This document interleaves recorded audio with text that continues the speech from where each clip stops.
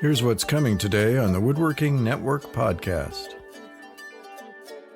If you've ever worked in a cubicle coding for 12 years, doing anything woodworking related is fun, no matter what you're doing.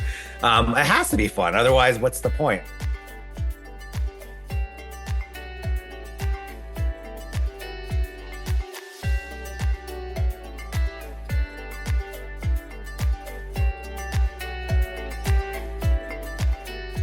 Welcome to this episode of the Woodworking Network podcast. Join us as we explore the business of woodworking, big and small, and what it takes to succeed. I'm Will Sampson. Today's episode is sponsored by FDMC Magazine. Today my guest is John Kuiphoff, who describes himself as a creative technologist, fabricator, and educator. He teaches at the College of New Jersey and NYU, and he recently completed an amazing video project demonstrating the versatility of shop-bought CNC machines. But first, I want to talk about answering what-if questions. There's a saying that a good lawyer never asks a question for which he doesn't already know the answer. That's because the lawyer doesn't want to be surprised and wants to achieve a particular result with the questioning. But that's the opposite of what real questioning should do. Experimentation, creativity, and play are all natural, fundamental human traits that often lead to surprising results, and in some cases have the potential to move humanity forward. That's why I love what-if questions. Think of a meeting where people are trying to solve a particularly vexing problem. Then somebody suddenly says, "What if?" It's usually the start of some off-the-wall idea, followed by dismissive arguments to the contrary, then a few, "well, maybe" responses, and finally something like, "You know, that's so crazy, it might just work." When we were kids, play was often about experimenting. If I dig a hole in the dirt, how deep could I go? What will I dig up? What if I used something other than a shovel? What if I used a garden hose? And we learned about dirt, mud, digging, bugs, worms, roots, rocks, the power of water, how tools work, and some basic engineering. But we didn't know we were learning. We were just having fun. That's why it was called play. As adults, our what-if questions tend to have a direction. We want to explore new ways of manufacturing or new ways of marketing. Rather than a surprising outcome, we're searching for a particular outcome, just like that lawyer who already knows the answer. That's not likely to gain anything approaching a paradigm shift. When I give pricing workshops for custom woodworking businesses, I emphasize that one of the key reasons they need to add enough profit into their pricing is to fund research and development. But I suspect most don't seriously have anything like an R&D program. Planning for the future is not a custom woodworking strong suit. We don't make time for play and experimenting. My first experiences in business and manufacturing were made in the heady early days of Silicon Valley. I was not directly involved with the blossoming young tech world there, but I was surrounded by it. Everything was about new ideas and experimenting. I had a friend who was curious about computer-aided drawing, so he took some AutoCAD classes. Soon he was in demand as a draftsman, job jumping every 6 months and doubling his salary at each change. I personally met people in lots of different fields who kept asking what-if questions that propelled them into new enterprises. There was little worry or talk of failure because they were all too busy following the path of the questions. A couple of those questions led me into my first 2 businesses and paid for my college degree. Even today, I can't help asking, what if? Over and over again, and seeing what will come of it. Maybe we all need to take more time for a little play, a little questioning, a little curiosity. Who knows where it will take us? I want to get to our interview with John Kuiphoff, but first a word from our sponsor. FDMC Magazine is your vital source of information to improve your woodworking business, whether it's keeping you apprised of the latest advances in manufacturing, helping you improve efficiency with lean manufacturing guru Brad Cairns, or inspiring you with case histories about successful businesses and best practices. FDMC Magazine is there to be the sharpest business tool in your shop. Learn more and subscribe for free at woodworkingnetwork.com/FDMC. Now let's talk with John. Today, my guest is John Kuiphoff, who describes himself as a creative technologist, fabricator, and educator. He teaches at the College of New Jersey and NYU, and he recently completed an amazing video project demonstrating the versatility of ShotBot CNC machines. Welcome to the Woodworking Network podcast, John. Thank you for having me. I'm excited to be here. Well, that's great. I want to get into the ShotBot video project, but first let's learn a little bit more about your background. How did you get involved with CNC fabrication? Good question. So I was a trained graphic designer, but this was early on when the web was becoming more mainstream. So I actually did computer programming and design for 12 years. And I think I typed code for 16 hours a day, 12 years straight, until one day, after a really tough project, I said, I got to get away from the computer for a little bit. And so I went on Amazon and I took the big check that I got from that client and I bought random woodworking equipment, all the wrong stuff, by the way. And when it arrived, I just never looked back. I just stopped writing software. And I said, this is amazing. The fact that I can build things with my mind, but also I don't have to sit in a chair and type code. So I never looked back. But then eventually the computers found their way back in. And so I started working with lasers and CNCs and 3D printers, and then even integrating code into my artwork or design projects. Well, that's great. Well, it's at least though I think the difference is between just making code and making something tangible is significant. Absolutely. The only thing that when you're making something tangible, there's no undo button. That's the one thing I still miss. In code, I could go Command Z to get back to where I was. Once you cut that thing wrong, that's you got to live with it or fix it up. Yep. Well, but they say that the best woodworkers are the ones that can do something about their mistakes so that nobody knows the mistake even happened. Right. I'm still working on that. They always see the mistake. Well, the worker always sees their own mistakes, even if there's the customer doesn't. Well, tell us about the ShotBot video project. How did that come about? Sure. So I've been using a ShotBot for a really long time. I saw one, they were using it at NextFab, which is this amazing makerspace in Philadelphia. And at the time they had memberships for $50 a month. Classes were $29 a month, which was a whole lot less than my grad school experience. And I learned a whole lot more. And essentially, using their ShotBot, it was this crazy robotic arm that could carve anything, and it used computers. I was like, oh, this is perfect. Jimmy DeResta was also using a ShotBot. So when it came time for me to learn CNC, I started with an X-Carve because at that time, that's what everybody was using. And that was a great introduction to CNC. However, if you wanted to build something that maybe was more commercial, and at that time I was building some things for the Air Force, I decided it was time to get a ShotBot. And I found a used one on Craigslist. And it needed a ton of work, and that's how I learned CNC, how the hardware and software integrate.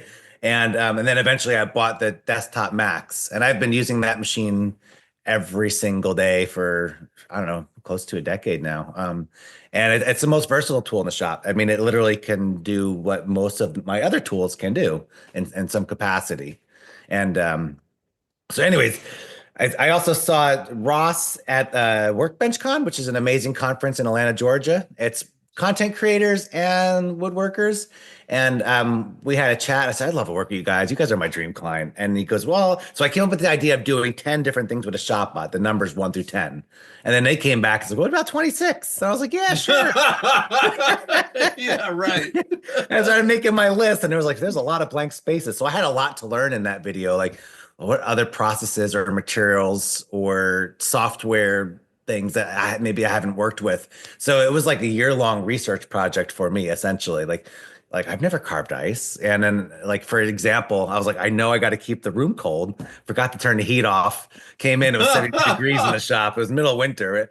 And I was like, oh no, no. But anyways, it was a great learning experience. I've learned so much along the way in that project. And then they're just a wonderful company to work with because they basically gave me artistic freedom to do whatever I wanted as long as it showcased what the machine is capable of. And they're a wonderful group and it's a wonderful piece of hardware.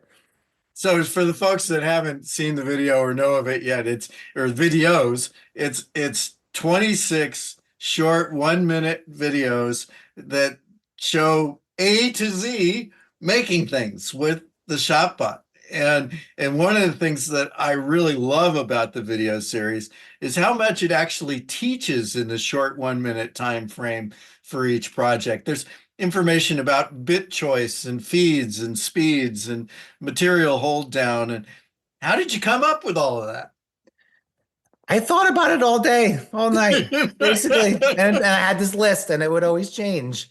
And the hard thing, it's easy to make a 2 minute video. It's really hard to make a 1 minute video because you can't waste time and you still need to complete a project and teach something and keep it entertaining enough where people aren't going to click off. And so there was always like, what's the special thing in this video? What's the special thing in that video? So, and even as a video person, which I picked up later, that was another challenge. Like, how do I film this in a way it just looks beautiful? Yep. So You it used a lot of great techniques. I liked some of the straight overhead stuff and close-ups of the tool at work and all those different things. And some of them, the diversity of materials and projects that you use is amazing.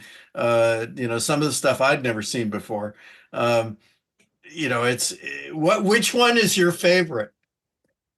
I think it's either soapstone or possibly the Corian and mother of pearl, both easy to machine. Honestly, there's just so many. Even die We bonds. should also explain that the series is A to Z, and what you're doing is carving out the individual letters in different kinds of materials and different ways and doing different techniques, but you're coming up with a letter at the end after each one. That's right. That's right. I could tell you my least favorite, Will. Oh, It's what's that? G10. I'll never cut G10 again. That's nasty. Yeah, and it just it doesn't matter how much dust collection you have or whatever. It stinks the place up no matter what. So I'll probably Oh, never cut that again. But it cuts beautifully, yeah. and you can make some great work with it. I think too, watching all of the videos, it really broadens your horizon. Now, I'm pretty sure that most of our audience is more familiar with CNC routers by using them to make cabinet parts. Sure. But your video series shows there's so much more out there that you can make. What are the business opportunities for professional woodworkers, such as cabinet makers, to use these techniques to expand their product lines? It's a good question. So since I've done the series, I've gotten a lot of business opportunities. So for example, yesterday I was cutting out BMW parts out of aluminum. And obviously we all know that a CNC machine can cut aluminum, but other people might not know that. I'm also getting people asking to make, for example, look at this letter N with the inlays.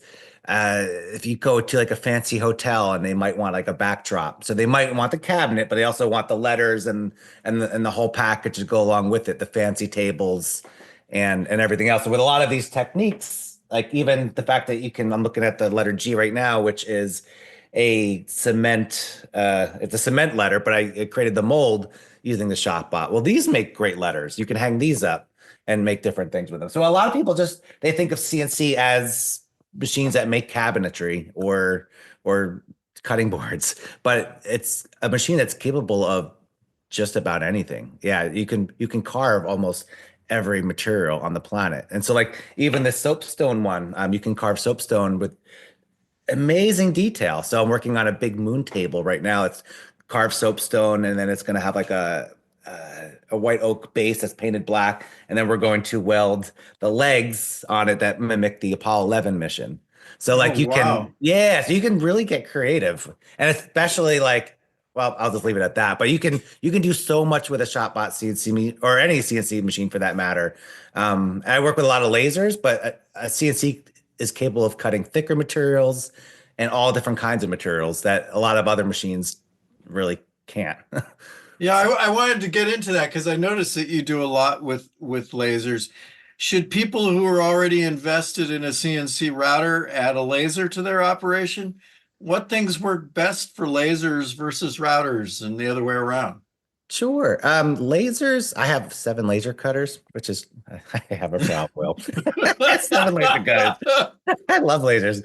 And lasers are basically the gateway to get to the lasers are generally easier than CNC machines. It's just less to worry about. And I think their strength is, well, obviously engraving, right? And we talk about lasers, there's CO2 lasers, which work well with wood and acrylic and leather. And then there's fiber lasers that work better with metal. And so I have both of them and use them accordingly. But lasers are really good for cutting acrylic because you get that like that flame licked edge.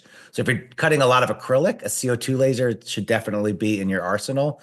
Also, like I think for the letter H, I use a CNC machine to carve out the router template. That works just as well with a laser.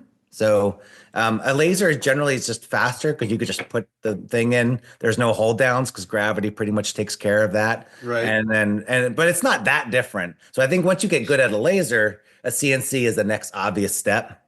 And almost everybody that gets good with laser eventually buys a CNC machine because a CNC machine in many ways is more versatile, but a laser is much easier. And also, yeah, and it engraves differently. So you can, with a laser, you can engrave into wood, and it has a different aesthetic than if you use like a V-bit on a CNC machine.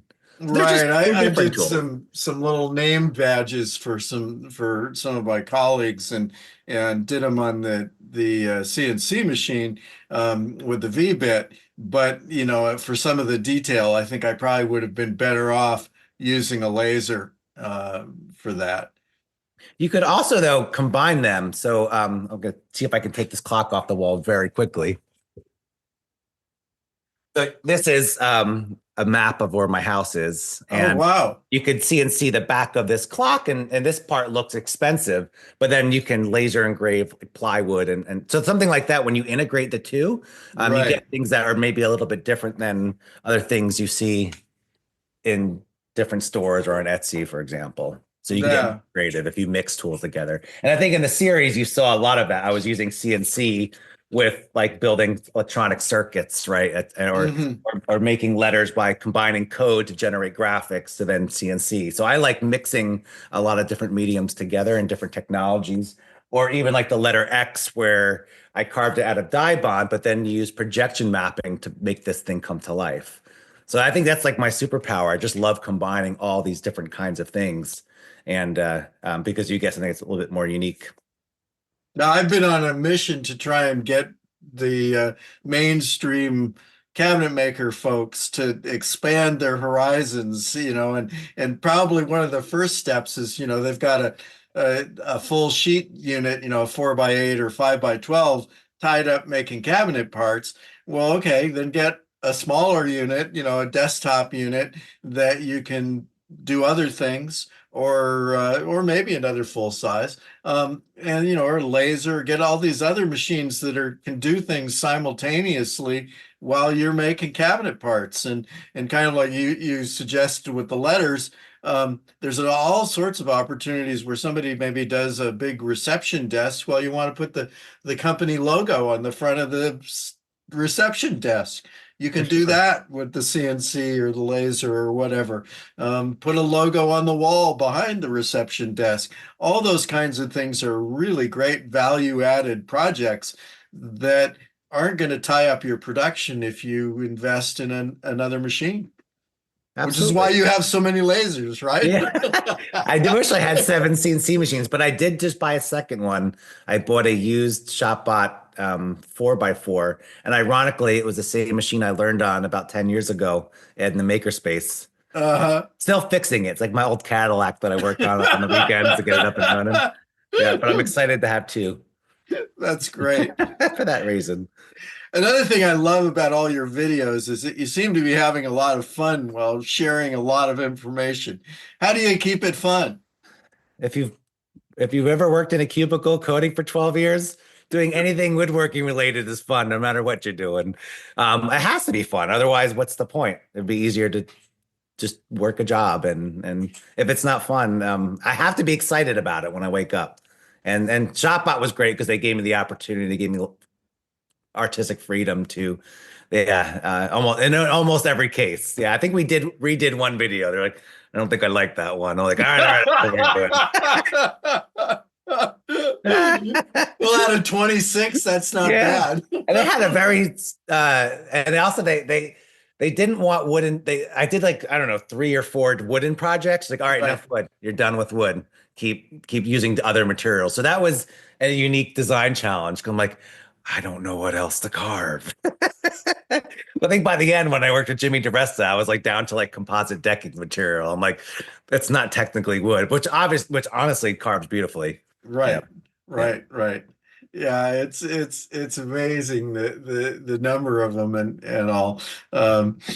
It's a great creative exercise, and you learn so much too. I think the other thing that of course, the sign makers all have it down, but the regular CNC users don't necessarily think about the layers that you can create and that you can reveal things by cutting into them or making different shapes or things like that.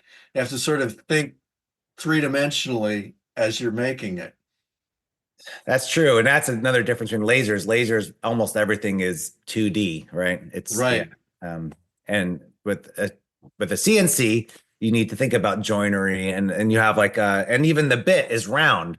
And a laser, you have like sharp corners all the time. That's a luxury. I don't know how good they have it. But with a CNC, you have to use the rounded bit as a design constraint. Yeah, that makes the shape of the bit, whatever it is. What's your advice to someone who's just getting started with CNC?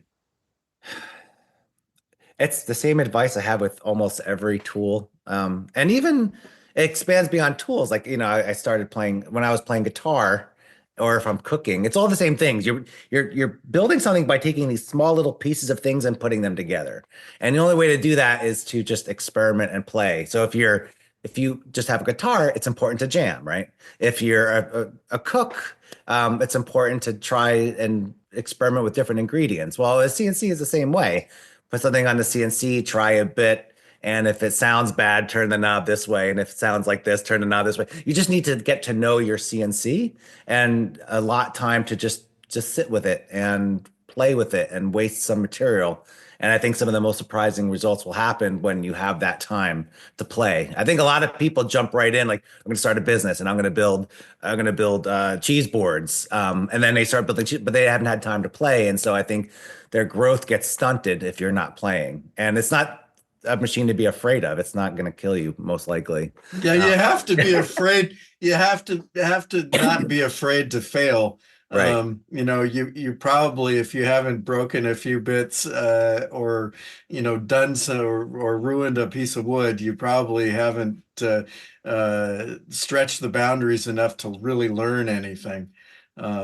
I've Yeah. done a CNC boot camp over the last couple of years where we get, new adopters or people who haven't bought their first CNC to come in and learn. And probably the most popular thing of the whole deal is I have a tooling guy just talking about feeds and speeds and your tooling and what kind of tooling and how to hold the tooling. And most of them have no training in that. They're following it as like it's a recipe book or something like that, and are afraid to learn and listen to the tool. You're right. And I am not a feeds and speeds guy. And I was a little nervous coming into this project because I know there's going to be people out there that can correct me. I'm like, well, you could have pushed this and you could have done that. But you get to hear it. Like, you can hear after using the CNC, you look at the chips and then you can hear the sound. But honestly, about 3/4 of the way through the video, I realized that ChatGPT gives really excellent feeds and speeds if you have the right prompt. If you give the tool the material, and it's almost perfect. At least it's a good starting point. Yeah. Oh, that's interesting. I Yeah. haven't tried that yet. But I was looking on the forums and there's numbers are all over the place. So Yeah. ChatGPT kind of like, and it's a good place to start, I think.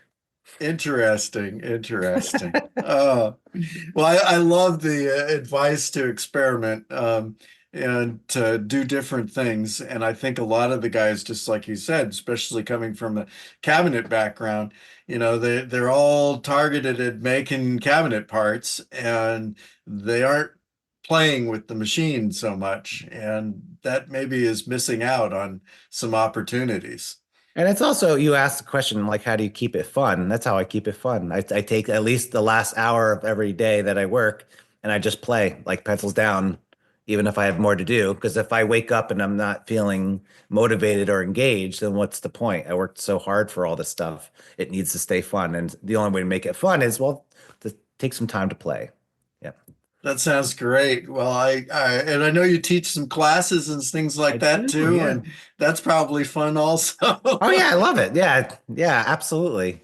I'm teaching a class this summer at NYU called Making Data Tangible. So we create, and they have two shop bots in their basement area. But the class is about making data inspired artwork. And it could be in any medium. It could be music. It could be a lot of it winds up being sculptural. But we take data and then sometimes there's some programming. And but anyways, we make these sculptures and different things to tell a story of something you can hold in your hand that's inspired by data, but it's physical. And that's another opportunity to work with different materials and different processes as well. Wow, that's great. Fun. That's great. Well, I think the A to Z project was inspirational and fun, and I will put a link here in the comments and all so that folks can access it directly.